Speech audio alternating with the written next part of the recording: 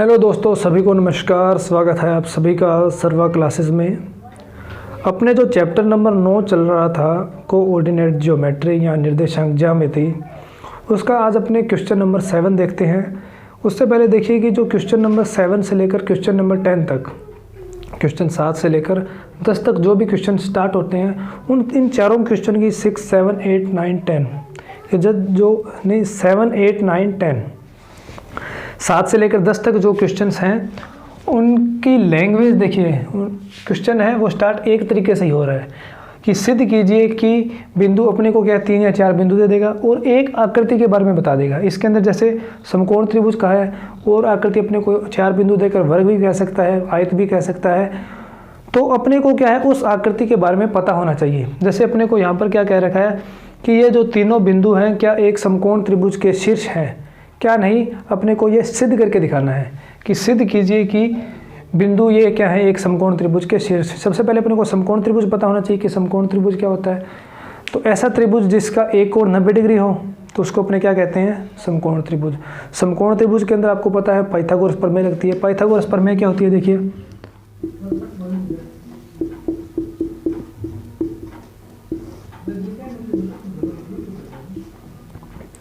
कर्ण square का मान किसके बराबर होता है, आधार स्क्वायर प्लस लंब स्क्वायर के बराबर। ये होती है पाइथागोरस प्रमेय।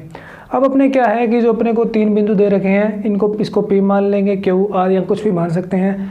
तो सबसे पहले अपने PQ दूरी निकालेंगे, फिर अपने Q, R दूरी निकालेंगे, फिर अपने R या P दूरी निकाल लेंगे। जब अपने तीनों दूरी निकाल लेंगे तो अपने उनका स्क्वायर करेंगे कि अपने पास मान लीजिए कोई एक जो भुजा है वो कर्ण है, एक आधार है, एक लंब है। जो तीनों भुजाएं आएगी उनके अंदर से अगर अपना कि एक भुजा का स्क्वायर बाकी 2 भुजाओं के स्क्वायर के बराबर आ जाता है, कि एक भुजा का स्क्वायर बाकी दोनों भुजाओं के स्क्वायर के बराबर आ जाता है, या एक दूरी का स्क्वायर बाकी दोनों दूरियों के स्क्वायर के बराबर आ जाता है, तो अपने कह सकते हैं कि यहाँ पर एक पाइथागोरस प्रमेय लागू हो रही है। इस कारण यह एक समकोण त्रिभुज के शीर्ष हैं। तो देखिए करते हैं अपने क्वेश्चन स्टार्ट। ये थी पाइथागोरस प्रमेय। सबसे पहले अपने क्या है कि इस बिंदु को अपने मान लेते हैं P बिंदु, इसको Q बिंदु मान लेते हैं और इसको अपने क्या मान लेते हैं, R बिंदु। तो सबसे पहले क्या है कि P तथा Q बिंदुओं के मध्य की दूरी। तो P बिंदु के निर्देशांक देखिए क्या है, 2, -2 और Q बिंदु के निर्देशांक क्या है, -2, 1। मैंने आपको कल भी बताया था कि जो पहला बिंदु है उसको अपने x1, y1 मानना है और जो दूसरा बिंदु है उसको अपने क्या मानना है, x2, y2।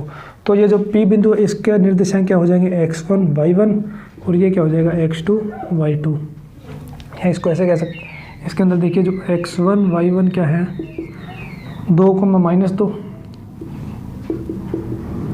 और x2, y2 का मान देखिए क्या है, -2 और 1।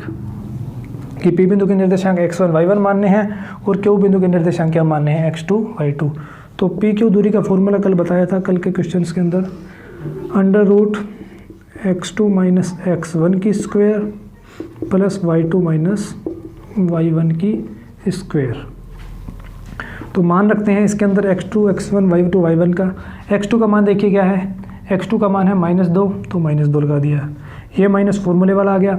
x1 का मान कितना है, 2 तो -2 की स्क्वायर।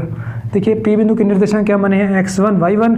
Q बिंदु के निर्देशांक क्या माने हैं, x2, y2। तो x2 का मान था -2 तो -2 लगा दिया। x1 का मान देखिए क्या है, x1 का मान है 2 तो -2, ये माइनस फॉर्मूले वाला आ गया और ये क्या आ गया, x1 का मान और इसकी स्क्वायर। इसी प्रकार y2 - y1 देखिए क्या होगा, y2 का मान कितना है, 1 तो ये 1 आ गया। y1 का मान देखिए क्या है, माइनस, ये माइनस तो फॉर्मूले वाला आ गया। और y1 का मान देखिए क्या है, -2 और उस पूरे की स्क्वायर। अब देखिए ये -2 और -2 कितने हो जाएंगे। कल मैंने बताया था ये तरीका है कि पहले -2 है तो माइनस के 2 लगा लीजिए, फिर क्या है माइनस के 2 और हैं तो माइनस के 2 और लगा लिए। तो टोटल कितने हो गए, देखिए 1, 2, 3, 4 अर्थात माइनस के क्या होंगे, 4 और इसकी स्क्वायर प्लस ये देखिए क्या हो गया -1 तो पड़ा ही है। जब इस माइनस का अंदर वाले माइनस के साथ गुणा होगा तो क्या हो जाएगा 1 + 2 और इसकी स्क्वायर। देखिए -4 की स्क्वायर कितना होता है, -4 की स्क्वायर का अर्थ है -4 को -4 से गुणा करना। जब माइनस का माइनस से गुणा होगा तो प्लस हो जाएगा। कल पीछे का वीडियो जो क्वेश्चन नंबर था 6 था उसके अंदर मैंने बताया था। और 4 का गुणा जब 4 से होगा तो 16, तो इसका मान क्या आ जाएगा 16 + 1 और 2 कितने होते हैं 3 और उसका स्क्वायर कर देंगे तो देखिए यहाँ पर क्या हो जाएगा 9। 16 और 9 का मान कितना होता है 25, तो इसको अपने क्या लिख सकते हैं √25।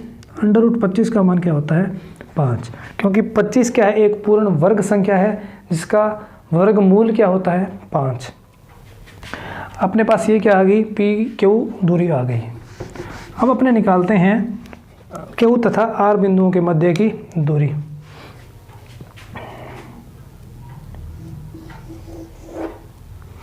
ये थी PQ दूरी। अब अपने यहीं से स्टार्ट करते हैं। Q बिंदु के निर्देशांक देखिए क्या है। Q पॉइंट के निर्देशांक क्या है -2,1 और R बिंदु के निर्देशांक क्या है 5,2। वही इसको पहला बिंदु मानना है, इसको दूसरा, तो ये क्या हो गया x1 y1, ये क्या हो गया x2 y2 कि x1 का मान है -2 और y1 का मान है 1, x2 का मान कितना है 5 और y2 का मान कितना हो गया 2।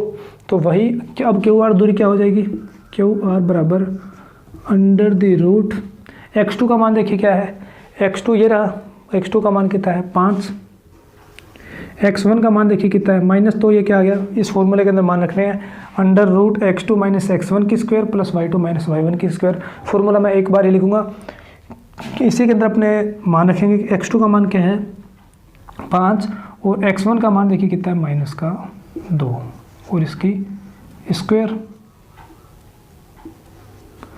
प्लस y2 का मान देखिए क्या है y2 का मान है 2 और y1 का मान कितना है 1। x2 का मान था 5 और माइनस ये आ गया फॉर्मूले वाला ये वाला, और x1 का मान कितना है -2, तो ये -2 लगा दिया।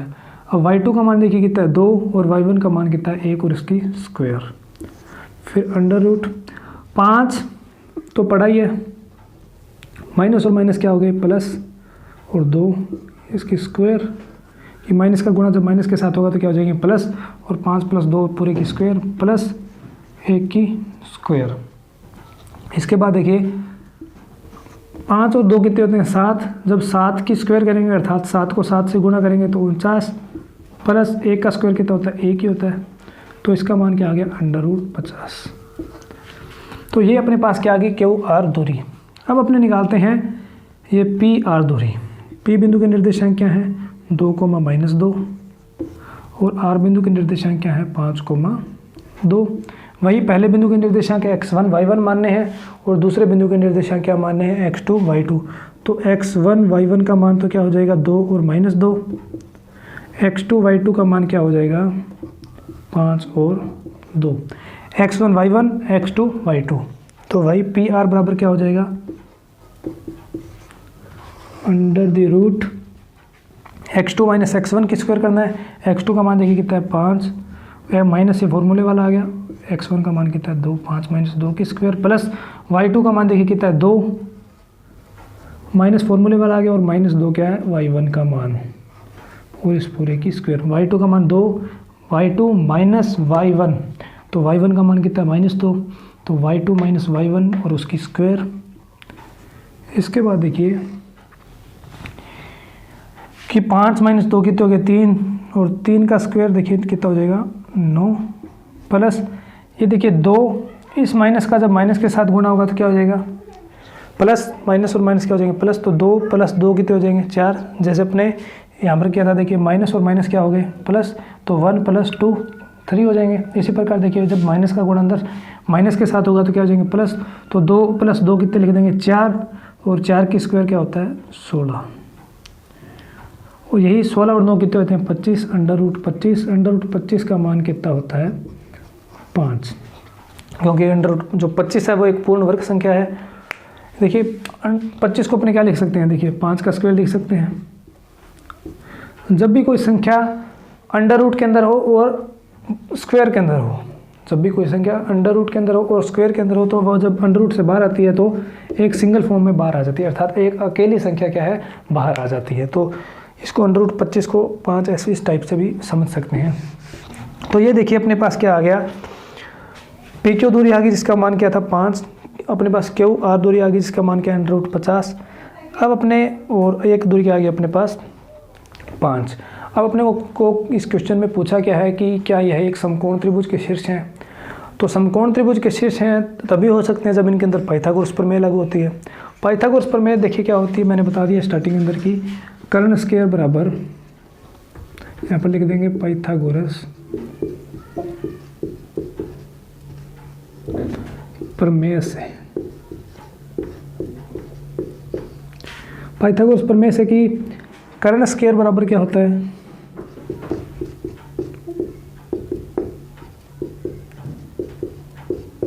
आधार स्क्वायर प्लस लंब का स्क्वायर।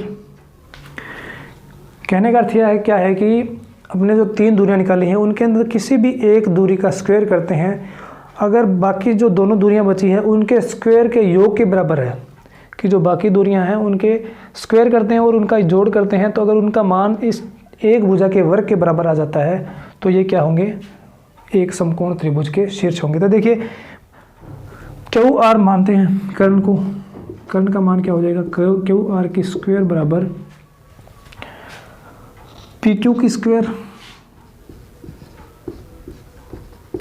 प्लस आर पी की स्क्वायर।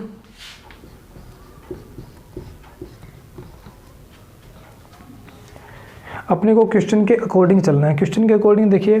अब क्यू आर यहाँ पर पहले मान रख देते हैं फिर बताता हूँ कि इसका मान है अंडर रूट 50, उसका अंडर रूट 50 का स्क्वायर बराबर 5 का स्क्वायर प्लस 5 का स्क्वायर।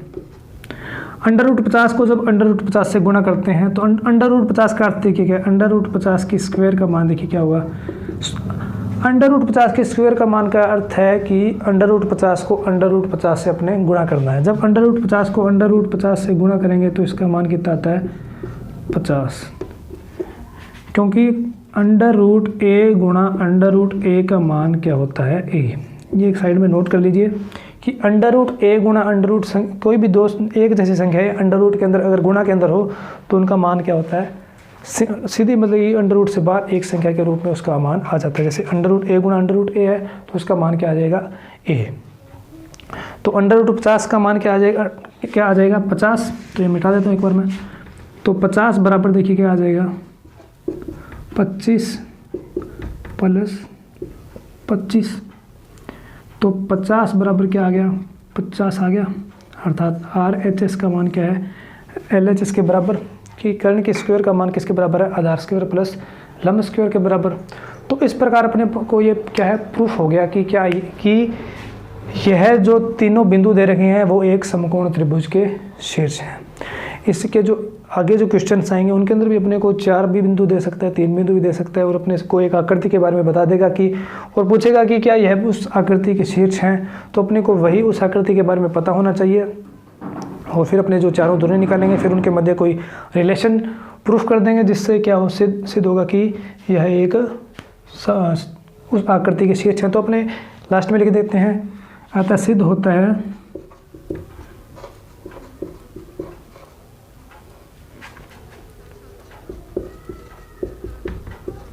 कि ये बिंदु समकोण त्रिभुज के